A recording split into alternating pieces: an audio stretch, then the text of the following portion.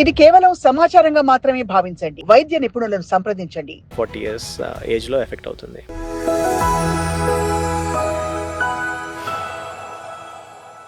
Hi hello welcome to Sakshi life. This is Shravani.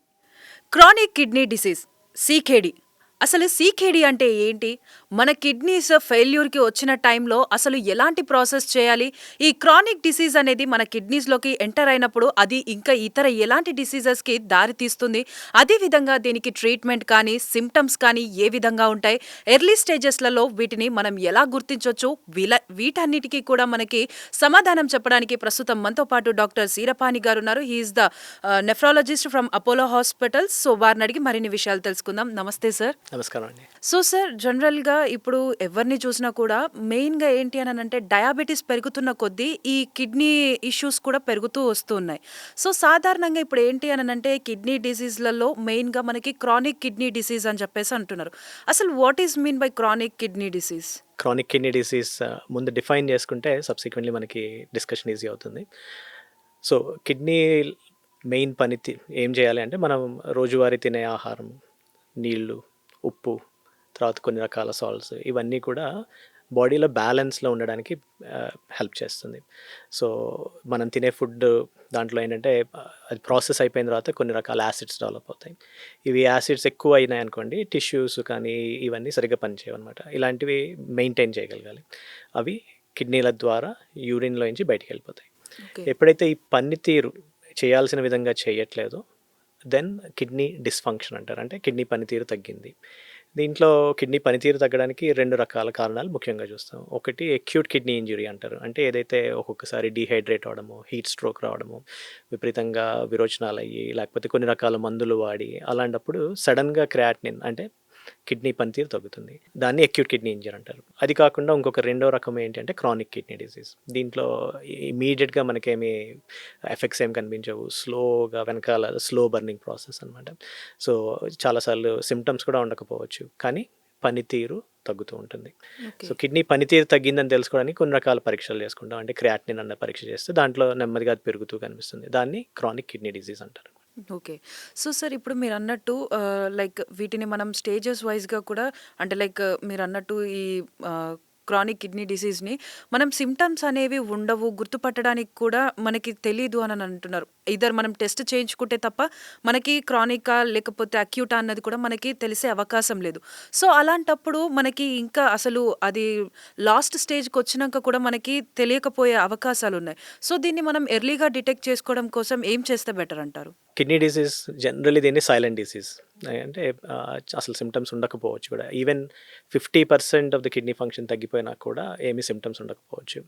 So కొన్ని రకాల patients ఉంటారు, వాళ్ళకి ఏంటంటే రిస్క్ ఫ్యాక్టర్స్ ఉంటాయి. రిస్క్ ఫ్యాక్టర్స్ని బట్టి మనం కొంచెం ముందుగా డిటెక్ట్ చేయడానికి అవుతుంది. అంటే ఎవరికైతే డయాబెటీస్ ఉందో, ఎవరికైతే హై బ్లడ్ ప్రెషర్ ఉందో, ఎవరికైతే ఫ్యామిలీ హిస్టరీ ఏమన్నా ఉందో, ఇలాంటి వాళ్ళకి అట్లీస్ట్ 6 monthsకో 1 yearకో బ్లడ్ టెస్ట్లు, యూరిన్ టెస్ట్లు చేసుకుంటే మనం గుర్తుపట్టే అవకాశం ఉంటుంది. అలా కాకుండా కొన్ని రకాల సిచ్యువేషన్స్లో అసలు ఏమి సిమ్టమ్స్, వాళ్ళకి ఈ రిస్క్ ఫ్యాక్టర్స్ కూడా ఉండవు. ఎస్పెషల్లీ కొన్ని రకాల కండిషన్స్ ఉన్నాయి, ఐజిఐ నెఫ్రోపతి అని, లేకపోతే గ్లోమర్లో నెఫ్రైటిస్ అని. ఇలాంటి వాటికి సిమ్టమ్స్ ఏమీ ఉండకపోవచ్చు. ఇవి చాలా ఇన్సిడెంటల్గా కనిపించవచ్చు. కొంతమంది ఏదో ఎంప్లాయ్మెంట్ చెక్స్కి వెళ్ళి అక్కడ కనుక్కోవడము, లేకపోతే ఏదో ఫ్రెండ్ దగ్గరికి వెళ్ళి బ్లడ్ ప్రెషర్ చూసుకుందాం సరదాగా అని చూసుకొని వాళ్ళ బ్లడ్ ప్రెషర్ ఎక్కువ ఉండడం, దాని ద్వారా మిగతా ఇన్వెస్టిగేషన్లో బయటపడడం, ఇలాంటివి అయ్యే అవకాశాలు ఉంటాయి. So chronic kidney disease risk ఫ్యాక్టర్లు ఉన్న వాళ్ళు అయితే డెఫినెట్లీ ఎవ్రీ 1 yearకి బ్లడ్ టెస్ట్లు కానీ యూరిన్ టెస్ట్లు కానీ చేయించుకోవాలి. రిస్క్ ఫ్యాక్టర్స్ లేని వాళ్ళు, ఎస్పెషల్లీ యంగ్ పీపుల్, వీళ్ళు కూడా అప్పుడప్పుడు అట్లీస్ట్ ప్రతి సంవత్సరం కాకపోయినా 2 ఏళ్లకో 3 ఏళ్లకో ఒక్కసారి బ్లడ్ టెస్ట్లు, యూరిన్ టెస్ట్లు చేయించుకుంటే మనకి ముందుగా దీన్ని పసిగట్టే అవకాశం ఉంటుంది. సో సార్, ఇప్పుడు చాలా వరకు కూడా అసలు మనకి కిడ్నీస్లో ఎలాంటి టైప్ ఆఫ్ స్టేజెస్ ఉంటాయి, మనం ఏ స్టేజ్లో ఉన్నాం, ఎంతవరకు ఫెయిల్యూర్ అయ్యింది అన్నది కూడా గుర్తుపట్టడం చాలా కష్టం. సో అందులోనే భాగంగానే మీరు ఇందాక చెప్పారు ఐజిఐ నెఫ్రోపతి అని. సో ఐజిఐ నెఫ్రోపతి అంటే ఏంటి? సో ఐజిఏ నెఫ్రోపతి అంటే ఫుల్ ఫామ్ దాన్ని ఇమ్యూనోగ్లోబులిన్ ఏ నెఫ్రోపతి అంటారు. ఇమ్యూనోగ్లోబులిన్స్ అంటే ఇవి కొన్ని రకాల ప్రోటీన్స్ అనమాట. మనకి యాంటీబాడీస్ అని వినే ఉంటారు. Generally around Covid time vaccines తీసుకున్న తర్వాత యాంటీబాడీ లెవెల్ ఉందా లేదా అని చెప్పి పరీక్షలు చేసుకున్న రోజులు కూడా ఉన్నాయి. యాంటీబాడీస్ ఏంటంటే ఇవి సమ్ ప్రోటీన్స్. ఈ ప్రోటీన్స్ యొక్క పని ఏమిటి అంటే మన బాడీలోకి ఏదైనా బ్యాక్టీరియా కానీ, వైరస్ కానీ, ఫంగస్ కానీ ఏదైనా వస్తే దాన్ని పసిగట్టి దాన్ని అటాక్ చేసి దాన్ని చంపడం అనేది దాని పని. సో అందరిలోనూ ఐజీఏ ఉంటుంది. ఓకే. ఓకే. కానీ కొంతమందిలో ఏంటంటే ఈ ఐజీఏ ప్రోటీన్ ఏదైతే ఉందో అది కొంచెం మాల్ ఫామ్ అవుతుంది. అంటే అది ఉండాల్సిన విధంగా కాకుండా కొంచెం కొన్ని రకాల కార్బోహైడ్రేట్స్ అంటారు. అవి తక్కువ ఉండడం వల్ల ఇవి స్టిక్కీ అవుతాయి అన్నమాట. ఈ ఐజీఏ ప్రోటీన్ అనేది. సో ఒకదానికి దగ్గరగా చేరుంటుంది. ఎప్పుడైతే ఈ మాలిక్యూల్ ఐజీఏ మాలిక్యూల్ ఉండాల్సిన సైజ్ కంటే ఎక్కువ ఉందో మన ఇమ్యూన్ సిస్టమ్ దాన్ని కూడా ఫారెన్ అనుకొని దాన్ని అటాక్ చేయడానికి ట్రై చేస్తుంది. ఓకే. సో ఫైనల్లీ దీని అవుట్కమ్ ఏంటి అంటే ఈ ఐజీఏ మాలిక్యూల్ వెళ్ళి మన కిడ్నీలో ఉన్న డెలికేట్ ఫిల్టర్స్, ఓకే, ఈ ఫిల్టర్స్ని క్లాగ్ చేస్తాయి అనమాట. సో దాన్ని ఆ ఫిల్టర్స్ పని చేయకుండా వాటిలో డిపాజిట్ అవుతుంది. ఓకే. డిపాజిట్ అవ్వడం వల్ల కిడ్నీలో చాలా ఇన్ఫ్లమేషన్, వాపు వస్తుంది. దీని వల్ల జనరలీ ఈ ప్రాసెస్ ఏంటంటే ఒకరోజు 2 రోజులు అయ్యేది కాదు. కొన్నిసార్లు కొన్ని ఏళ్ల తరబడి కూడా మనకి ఏం తెలియకుండా ఆ ప్రాసెస్ లోపల అయిపోతుంటుంది. ఎప్పుడైతే కిడ్నీలో ఇన్ఫ్లమేషన్ వచ్చిందో ఈ ఐజీఏ డిపాజిషన్ వల్ల కొన్ని రకాల లక్షణాలు కనిపిస్తాయి. ఎలాగంటే చూడడానికి కాదు, మనకి ఫీల్ అవ్వడానికి కాదు. యూరిన్ టెస్ట్ చేసామనుకోండి, యూరిన్లో కొంత ప్రోటీన్, కొంత బ్లడ్ కంటికి కనిపించిన బ్లడ్, ఇవి మనకి యూరిన్ టెస్ట్లో కనిపిస్తాయి అనమాట. ఓకే. సో ఈ పరీక్షలు చేసుకుంటే, అంటే నేను చెప్పాను కదా, అట్లీస్ట్ 2 ఇయర్స్కో 3 ఇయర్స్కో చేసుకుంటుంటే ఎప్పుడైనా సరే యూరిన్లో బ్లడ్ కానీ ప్రోటీన్ కానీ కనిపించింది అంటే that needs full investigation. So definitely దాన్ని ఇగ్నోర్ చేసేది కాదు, ఇదేదో వచ్చిపోయింది అనుకునేది కాదు, దాన్ని ఇన్వెస్టిగేట్ చేయాలి. దానికి కావాల్సిన నెఫ్రాలజిస్ట్ని కలవడం వెరీ ఇంపార్టెంట్. ఓకే. ఇంకొకటి ఇంకొకటి ఏంటంటే ఐజీ అన్లైక్ మనకి మోస్ట్ ఆఫ్ ద టైమ్స్ మన సీకేడి అంటే షుగరు, బీపీ ఇవన్నీ అనుకుంటూ ఉంటాము. షుగరు, బీపీకి కొన్ని రకాల ఇండికేషన్స్, సూచనలు మనకి మార్పులు తెలుస్తూనే ఉంటాయి. సో తెలిసినప్పుడు మనం వెళ్ళి టెస్టులు చేసుకుంటే దాంట్లో కనిపిస్తుంది. ఆ తర్వాత సబ్సిక్వెంట్లీ కిడ్నీ పరీక్షలు చేయించుకోవచ్చు. కానీ ఈ ఐజీఏ నెఫ్రోపతి ఉందనుకోండి, అలాంటి ఇండికేషన్స్ కానీ సిమ్టమ్స్ కానీ ఏమీ ఉండవు. ఓకే. అండ్ డయాబెటీస్ జనరలీ అంటే 40-50 ఇయర్స్ ఆ ఏజ్లో వస్తుంది. అన్లైక్ దట్ ఐజీఏ నెఫ్రోపతి ఏంటంటే generally young people, most productive time of their life okay. Between 20 and 40 ఇయర్స్లో ఇది ఎఫెక్ట్ చేస్తుంది. సో ఎవరికైతే సరే ఐజీఏ నెఫ్రోపతి, ఫర్ ఎగ్జాంపుల్ ఆ ప్రాసెస్ ఏదైతే ఉందో ఈరోజు స్టార్ట్ అయిందంటే అది స్లో ప్రాసెస్ అనమాట. అలా గ్రాడ్యువల్గా అలా గ్రమ్లో అవుతుంటుంది. అది ఆ లోపలే కిడ్నీస్ని ఎఫెక్ట్ చేస్తూ ఉంటుంది అనమాట. So it can take 15 to 20 years ఎప్పుడు మనకి సిమ్టమ్స్ కనిపించడానికి. సో అంత టైం పీరియడ్లో మనకి ఇప్పుడు కొత్తగా చాలా ట్రీట్మెంట్స్ వచ్చాయి. వీటిని వాడుకునే పరిస్థితి లేకుండా, ఓకే, అంటే we are losing most important time during the course of the disease. So ముందు identification is extremely important. So sir, ఇప్పుడు మీరు చెప్పారు లైక్ మనకి ఈ ఐజీఏని మనకి గుర్తించడానికి ఏదైతే మనం లాస్ అవుతున్న కంటికి కనిపించని బ్లడ్ కానీ లేదంటే ప్రోటీన్ మనం యూరిన్లో వెళ్ళిపోతుంది అని అన్నప్పుడు మనం తగినట్టుగా ట్రీట్మెంట్ తీసుకోవాలి అని అన్నారు. సో దీనికి సంబంధించి ఎలాంటి ట్రీట్మెంట్ అనేది ఇస్తుంటారు? ఐజీఏలో యాక్చువల్లీ దాని న్యాచురల్ కోర్స్ చూసామనుకోండి, ముఖ్యంగా 3 డిఫరెంట్ పార్ట్స్ కనిపిస్తాయి. సో దాన్ని ఒక 20-30% మందికి ఐజీఏ డిపాజిట్ అయినా, కొంత ప్రోటీన్, కొంత బ్లడ్ ఉన్న, చాలా తక్కువ ప్రోటీన్ పోతుంది అనుకోండి, వాళ్ళకి జనరల్లీ చాలా మైల్డ్గా ఉంటుంది. వాళ్ళు ఎప్పటికీ డయాలసిస్ స్టేజ్ వరకు వెళ్ళకపోయే అవకాశాలు ఎక్కువ ఉన్నాయి. సో ఒక 30% అలా అంటారు. ఒక 50% ఎలా ఉంటారు అంటే gradually over the period of years, అంటే ప్రతి ఏడు చూసుకుంటూ వెళ్తే కొంత నెమ్మదిగా ప్రోటీన్ పెరగడం అన్నది తెలుస్తుంటుంది. సో మొదట్లో ఎప్పుడైతే చాలా తక్కువగా స్టార్ట్ అయింది, నెంబర్ ఆఫ్ ఇయర్స్ అయ్యే కొద్దీ నెమ్మదిగా ఎక్కువ అవుతుంటుంది. అలాంటి వాళ్ళు generally they progress to end stage renal failure. End stage renal failure అంటే డయాలసిస్ స్టేజ్ కానీ ట్రాన్స్ప్లాంట్ స్టేజ్ కానీ. ఇంకొక 10-20% మంది ఉంటారు, వాళ్ళకి చాలా ర్యాపిడ్ ప్రోగ్రెషన్ ఉంటుంది. అంటే ఇంతకుముందు చెప్పాను చూడండి, 15-20 ఏళ్ళు పడుతుందని, వీళ్ళకి ఇది వర్తించదు. ఈ 15-20% మంది డయాగ్నోసిస్ అయిన అప్పటి నుంచి వితిన్ జస్ట్ ఒక 6 months to 1 year కూడా ట్రాన్స్ప్లాంట్ కానీ డయాలసిస్ కానీ వెళ్ళే స్టేజెస్కి ఉంటుంది. ఎలాంటి ట్రీట్మెంట్స్ వాడచ్చు? సో ప్రైమర్లీ మనం ఎవరిని చూస్తున్నామంటే 10-20% ఎవరైతే ర్యాపిడ్గా ప్రోగ్రెస్ అవుతారో వాళ్ళకి completely different set of treatment. So వాళ్ళని ట్రీట్ చేయలేమని కాదు, వాళ్ళకి వేరే రకమైన ట్రీట్మెంట్లు ఇస్తాము. ఎవరికైతే మైల్డ్ డిసీజ్ ఉంటుందో, ప్రోటీన్ లాస్ ఎక్కువ లేదు, బ్లడ్ లాస్ ఎక్కువ లేదు, అలాంటి వాళ్ళకి జనరలీ ఒక రకమైన ట్రీట్మెంట్ ఉంటుంది. మెజారిటీ చంక్ ఏదైతే 50% ఉందో, ఇది 15-20 ఏళ్ల పాటు నెమ్మదిగా స్లోగా ప్రోగ్రెస్ అయితే వెళ్తుందో వాళ్ళకి ట్రీట్మెంట్ ఆప్షన్స్ చాలా ఉన్నాయి. ఒక సుమారుగా ఈవెన్ డెకేడ్ అగో, అంటే ఒక 10 ఏళ్ల క్రితం కూడా ఇప్పుడు మనం వాడుతున్న ట్రీట్మెంట్లు they were not considered at all. ఒకప్పుడు జస్ట్ బ్లడ్ ప్రెషర్ కంట్రోల్ చేయడం ఒక్కటి మాత్రమే మనకి ఉన్న టూల్. సో అందరికీ బ్లడ్ ప్రెషర్ టాబ్లెట్స్, ఎవరు ఏ సీకేడీ ఉన్నా సరే blood pressure control is very important. So అవే రకమైన మందులు ఇచ్చేవాళ్ళం ఐజీఏ నెఫ్రోపతికి. కానీ ఇన్ ద లాస్ట్ 5 years చాలా పెద్ద క్లినికల్ ట్రయల్స్ అయినాయి అక్రాస్ ద వరల్డ్. దీంట్లో ముఖ్యంగా 3 రకాల మెడికేషన్స్ మనకి ఇప్పుడు అందుబాటులోకి వచ్చాయి. ఒకటి ఏంటి అంటే A2 రిసెప్టర్ బ్లాకర్స్ అంటారు, అంటే టెల్మిసార్టన్, ఓల్మిసార్టన్, ఇలాంటి మందులు చాలామంది రెగ్యులర్గా బీపీ ఉన్న వాళ్ళు వాడుతూనే ఉంటారు. ఇది వెరీ ఇంపార్టెంట్ మెడికేషన్. ఇదేం చేస్తుందంటే బ్లడ్ ప్రెషర్ కంట్రోల్ చేయడమే కాకుండా మన కిడ్నీలో ఏవైతే డెలికేట్ ఫిల్టర్స్ అనుకున్నామో వాటిలో ప్రెషర్ని తగ్గిస్తుంది. ఆ ప్రెషర్ తగ్గించడం వల్ల యూరిన్లో వెళ్ళే ప్రోటీన్ ఎంత ఉందో ఆ క్వాంటిటీ తగ్గుతుంది. సో ఇది కన్వెన్షనల్గా ఎన్నో ఏళ్ళ నుంచి వాడుతున్నాము, కానీ దీనివల్ల మనకి వచ్చిన సార్ట్ ఆఫ్ బెనిఫిట్ అన్నది అంత ఎక్కువగా కనిపించేది కాదు. సో ఇవి స్టార్ట్ చేసినా కూడా 15-20 ఏళ్ళ లోపల డయాలసిస్కి వెళ్ళేవాళ్ళు. ఇప్పుడు లేటెస్ట్గా కొత్త రకమైన మందులు ఏంటంటే SGLT2 ఇన్హిబిటర్స్ అంటారు. ప్రైమర్లీ ఇవి ఎప్పుడు అంటే షుగర్ ఉన్న వాళ్ళ కోసము ఒరిజినల్గా డిజైన్ చేసిన మందు ఇది. కానీ ఇప్పుడు లార్జ్ క్లినికల్ ట్రయల్స్లో తెలిసింది ఏంటంటే ఇవి షుగర్ తగ్గించడం కంటే కూడా యూరిన్లో ఉన్న ప్రోటీన్ని, కిడ్నీలో ఉన్న ప్రెషర్ని తగ్గించి దాని ద్వారా కిడ్నీ పనితీరుని ఎక్స్టెండ్ చేస్తుంది అనమాట. సుమారుగా ఆల్మోస్ట్ 5 to 6 years గెయిన్ చేయొచ్చు. ఎప్పుడైతే ఐజీఏ నెఫ్రోపతి ఇంతకుముందు 15 to 20 years ఉందో, సిన్స్ ఇంట్రడక్షన్ అంటే ఈ SGLT2 ఇన్హిబిటర్స్ అంటే డాపాగ్లిఫ్లోజిన్ అని, ఎంపాగ్లిఫ్లోజిన్ అని దొరుకుతాయి అనమాట. ఇవి ఇంట్రడ్యూస్ చేసిన తర్వాత ఏమవుతుందంటే అట్లీస్ట్ 15-20 ఏళ్ల పాటు దాన్ని డిలే చేయడానికి అవుతుంది. సో ఈ డాపాగ్లిఫ్లోజిన్, SGLT2 ఇన్హిబిటర్స్ అని చెప్పాను కదా, ఇవి వాడడం ద్వారా అట్లీస్ట్ 5-10 years మనము డిలే చేయొచ్చు డయాలసిస్. అది కాకుండా ఇంకా లేటెస్ట్గా మనకి తెలిసిందంటే కొన్ని రకాల మందులు, స్టీరాయిడ్స్ అంటారు, బ్యూడిసనైడ్ అని. ఇదేంటంటే ఇదంతా ఇమ్యూన్ సిస్టమ్కి సంబంధించిన వ్యాధి. ఇది ఇమ్యూన్ సిస్టంలో ఎప్పుడైతే తెల్ల రక్త కణాలు ఈ ఎక్స్ట్రా ప్రోటీన్ని ప్రొడ్యూస్ చేస్తాయో, ఏమంటారంటే డిఫెక్టివ్ ప్రోటీన్ని ప్రొడ్యూస్ చేస్తాయో, సో ట్రీట్మెంట్ ఇప్పుడు ఈ ఇమ్యూన్ సిస్టమ్ని టార్గెట్ చేయడానికి కూడా ఉన్నాయి. ఇప్పుడు బ్యూడిసనైడ్ అన్నది ఇప్పుడు we are using it regularly.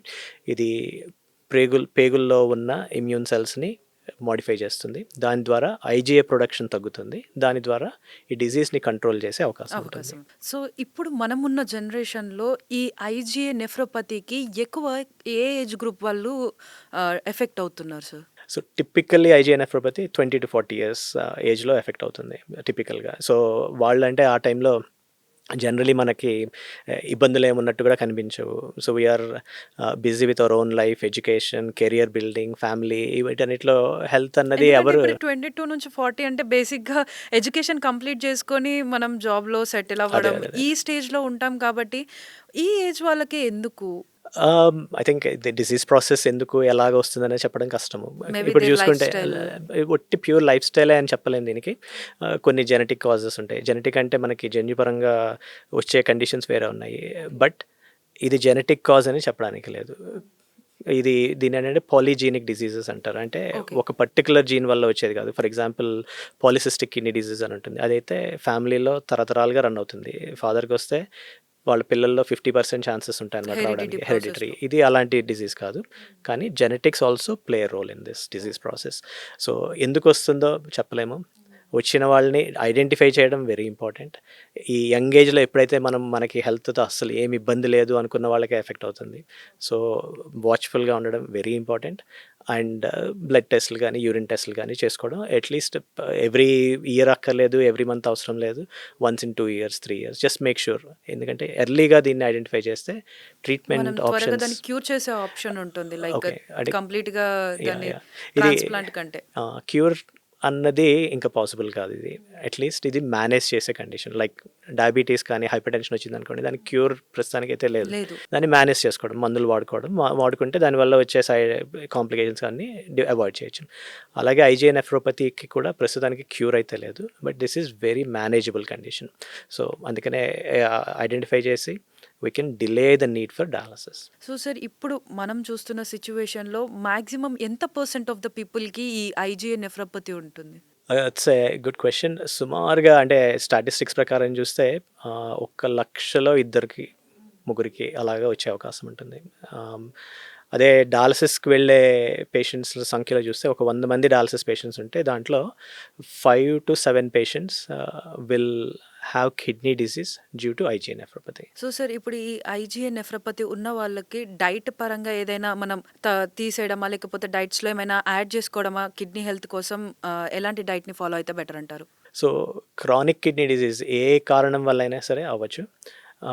Important things ఏంటి అంటే బ్లడ్ ప్రెషర్ కంట్రోల్లో ఉండడం.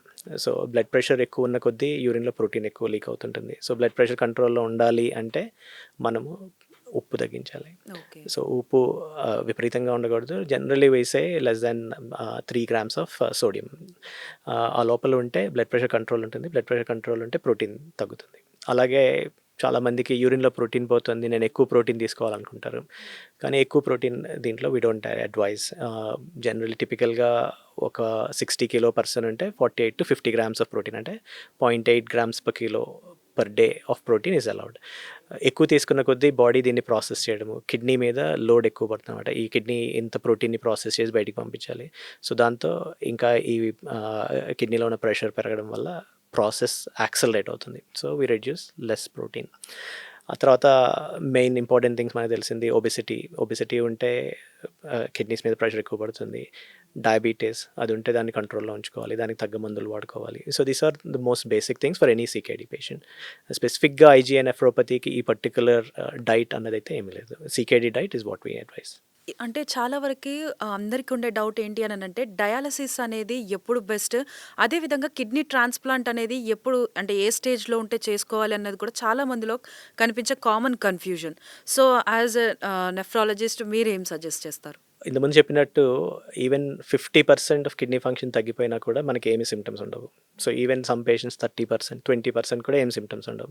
సో అలాగని ఎప్పుడైతే క్రియాటినిన్ స్టార్ట్ అవుతుంది, లెట్స్ సే ఎర్లీ స్టేజెస్లో 2నో 3నో 4 ఉన్నప్పుడు వాళ్ళకి డయాలసిస్ అవసరం అయితే లేదు. ఎందుకంటే అప్పుడు ఫోకస్ అంతా ఈ కిడ్నీ డిజీజ్ని స్టెబిలైజ్ చేయడము, వీలైతే క్రియాటినిన్ని రివర్స్ చేయడము ఫోకస్ అంతా అది.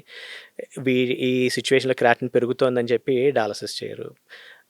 ఎప్పుడైతే మనకి కొన్ని సిమ్టమ్స్ కనిపించడం, అంటే కొంతమందికి కాళ్ళ వాపులు రావడము, లేకపోతే లంగ్స్లో నీరు చేరడము, వాటి మందులకి తగ్గకపోవడము, పొటాషియం లెవెల్స్ చాలా ఎక్కువ అవడము, ఆకలి బాగా తగ్గిపోవడము, డైట్ అంటే ఫుడ్ చూస్తే వాంతులు రావడము, ఇలాంటి సిచ్యువేషన్స్ దానికితో పాటుగా క్రియాటినిన్ ఎలివేటెడ్ ఉండాలి. అంటే అరౌండ్ 5, 6, 7 ఒక్కొక్కరికి ఒక్కొక్కలాగా ఉంటుంది.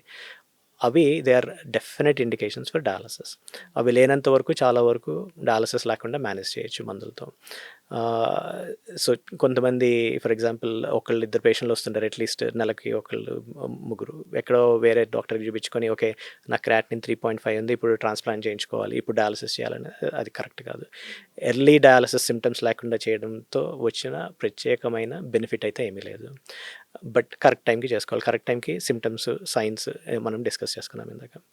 అలాగే ఎగ్జాక్ట్లీ ఎప్పుడైతే ఒక పర్టికులర్ పేషెంట్ నెక్స్ట్ 6 monthsలో డయాలసిస్ అవసరం పడుతుంది అనుకుంటామో అప్పుడు వాళ్ళకి ట్రాన్స్ప్లాంట్ ఆప్షన్ ఉంటే వాళ్ళని అసెస్ చేసి, డోనర్ ఉంటే డోనర్ని అసెస్ చేసి దెన్ డయాలసిస్ లేకుండా కూడా ముందుగానే మనము ట్రాన్స్ప్లాంట్ చేసుకునే అవకాశం ఉంటుంది. So sir, one final thing ఏంటంటే యాజ్ ఎ నెఫ్రాలజిస్ట్ ఈ ఐజీఏ నెఫ్రోపతి కానీ లేదు అంటే సీకేడీని కానీ వీటన్నిటిని కూడా కంట్రోల్లో ఉంచుకొని మన కిడ్నీ హెల్త్ని కాపాడుకోవడానికి మీరేం సజెస్ట్ చేస్తారు? So first thing main important points ఏం చెప్తాను అంటే CKD is silent disease.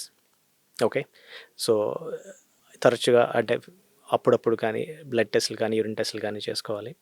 Risk factors ఉంటే తప్పనిసరిగా యాన్యువల్లీ అన్న బ్లడ్ టెస్టులు, యూరిన్ టెస్టులు చేయించుకోవాలి. బ్లడ్ ప్రెషర్ కంట్రోల్లో ఉండాలి, షుగర్స్ కంట్రోల్లో ఉంచుకోవాలి. ఇది because it is silent disease.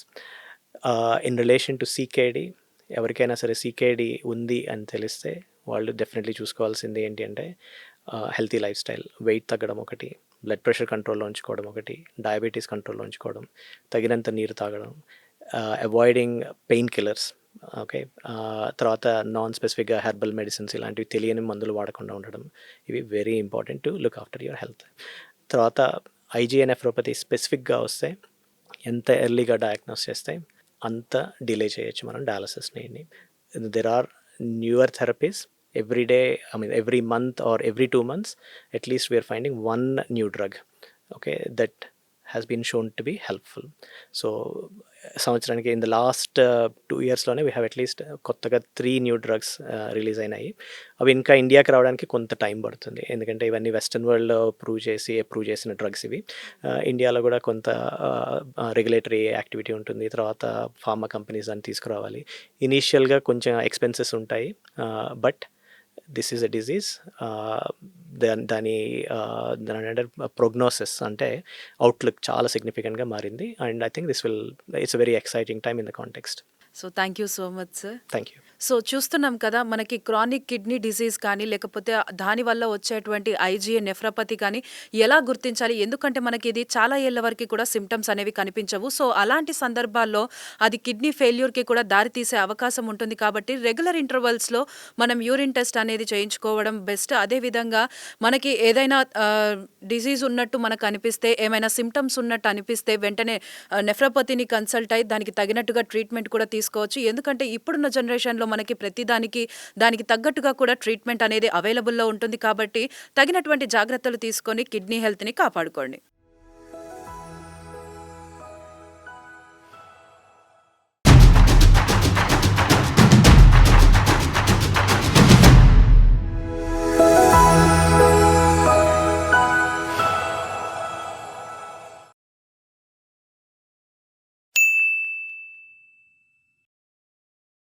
Sakshi TV ప్రసారాలను నిలిపివేయటం చట్టరీత్యా నేరం.